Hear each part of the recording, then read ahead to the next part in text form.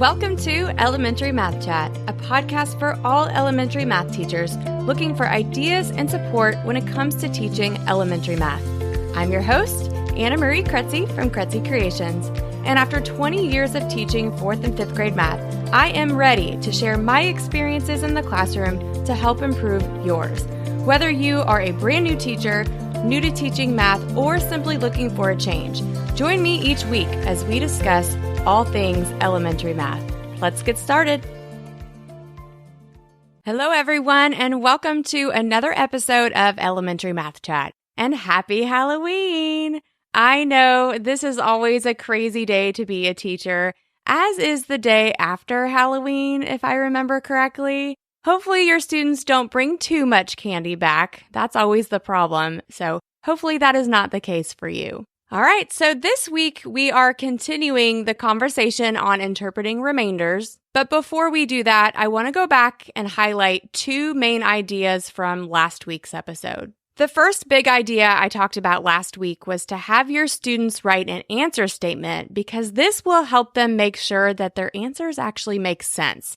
I saw such a difference in their understanding when I had them start writing an answer statement. So that's a big one. And then the second big idea from last week was to use a CPA approach. Remember, that stands for concrete, pictorial, and abstract when you are teaching interpreting remainders. And we actually went through the concrete and pictorial phases last week. So let's pick right up where we left off last week. I mentioned a small group activity that I did to practice solving these problems in the pictorial phase. And so that's where I'm going to start today.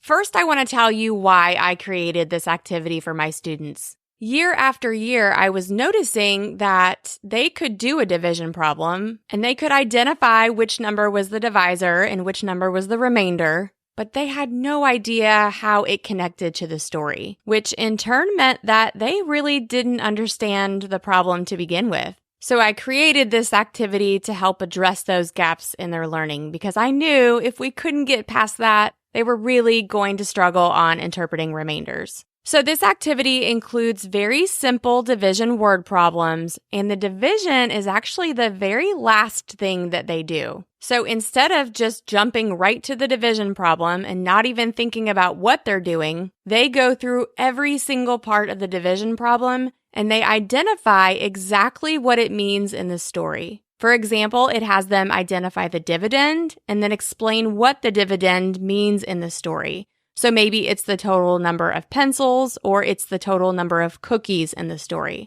And the same goes for the divisor. They have to identify the divisor and then write what it represents. And by the way, these are all fill-in-the-blank questions. So for example, the dividend, there's a line right next to it to write the dividend, and then it says the total number of blank. So they fill that in. So that could be the total number of apples, the total number of people, whatever it is, they fill in the blank there. And they repeat this for the remainder and for the quotient. So again, this is the first thing that they do. And when they finish this section, they move on to the second part, which is to draw a model, just like they learned in that first lesson. So just a very simple model with circles and dots is all they need for that part. At this point, they should have a much better understanding of the problem. So they are ready to finally do the division and interpret the remainder. So that's what they do in part 3. And I make it really easy because I put all 3 ways to interpret the remainder in little checkboxes. So they just check off if they are dropping the remainder, adding 1 to the quotient,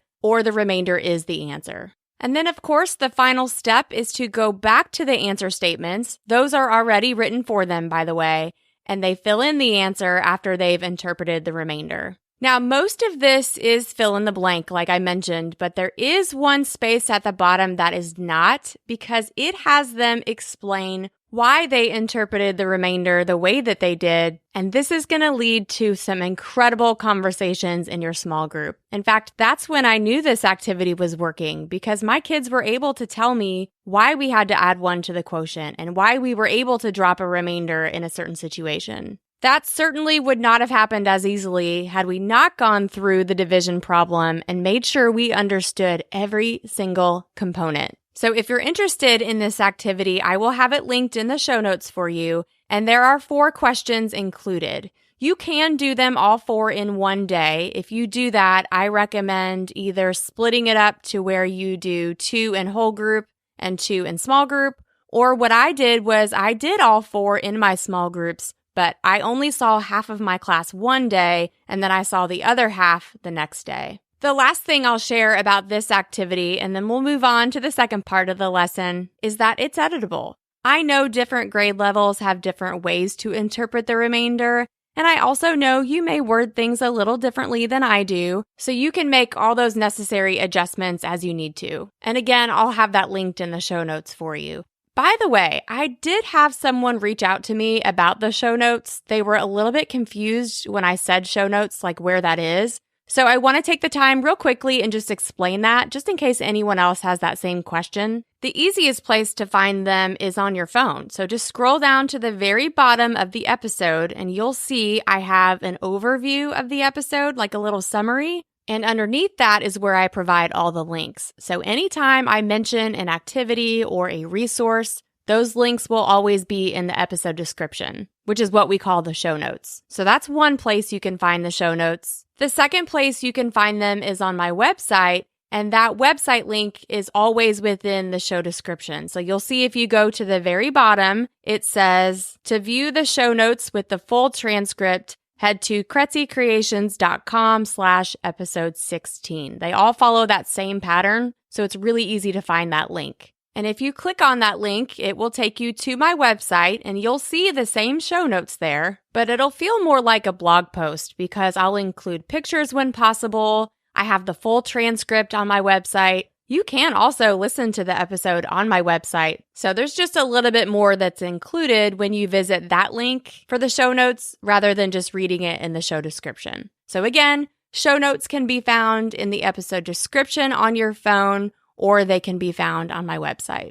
All right, let's move on to day 2, where students are solving these problems without modeling. So they are in the abstract phase of the CPA approach. There were 2 really good activities I used for this lesson, and the first one is a free online PowerPoint that I found. So you may know about this, but it is called Leftover Brownies. This PowerPoint is so effective in helping them realize that you can have the same exact division problem, but end up with 4 different answers because the question changes each time. For example, in one scenario, it wants to know how many brownies are left over. And then in another one, it asks them how many plates they need to hold all of the brownies. So even though every single time they're taking 26 divided by 4, they're going to end up with a different answer because it all depends on what the question is asking. So they begin to realize why it is so important to pay attention to the question and also why the answer statements are so helpful. So this is a really good warm-up for your day 2, but it's not going to be enough for a lesson. So for my whole group lesson, I again used a PowerPoint, and this is one of my own creations. This is actually, I think, my bestseller. And the reason it works so well for your whole group lesson is because there are guided notes that come along with it. So that adds a little engagement to this lesson, and it's a great way for them to take notes and follow right along with the examples that you're doing. One of the things I love about this PowerPoint is everything is broken down into 4 simple steps. Number 1, they read the problem. Number 2, they do the division. Number 3, they interpret the remainder. And number 4, they fill in the answer statement. Now, this is meant to teach on the second day when you're in your abstract phase. So the guided notes do not provide a space to model the problem. You can certainly do that separately in their notebook or something like that, but this activity was really training them to just solve it in the abstract way. The other thing I really like about this PowerPoint is it covers all 3 ways to interpret the remainder. So there are 2 questions for dropping the remainder, 2 questions for adding 1 to the quotient, and 2 where the remainder is the answer. So it was the perfect amount for my whole group lesson. And this is part of the same resource that includes the small group activity I talked about at the beginning of the episode. So this is already linked in the show notes for you. And you'll notice I've also linked an additional practice worksheet. This is free. It's in my TPT store. I think the more practice they can get with interpreting remainders, the better. Now, I do want to share something with you. When I was preparing for this episode, I was going through my old lesson plans, and I saw these notes that I had written to myself, And I did that a lot, so I wasn't surprised to see that I had written notes, but I thought it would be helpful to share this with you. And I was not aware that I would be leaving that year, so I wrote these notes for me to consider for the next year. So I was just kind of thinking, is this too much too soon? Would it be better to save this for the end of the division unit? Get them comfortable with division and with remainders, and then throw in the ways to interpret them.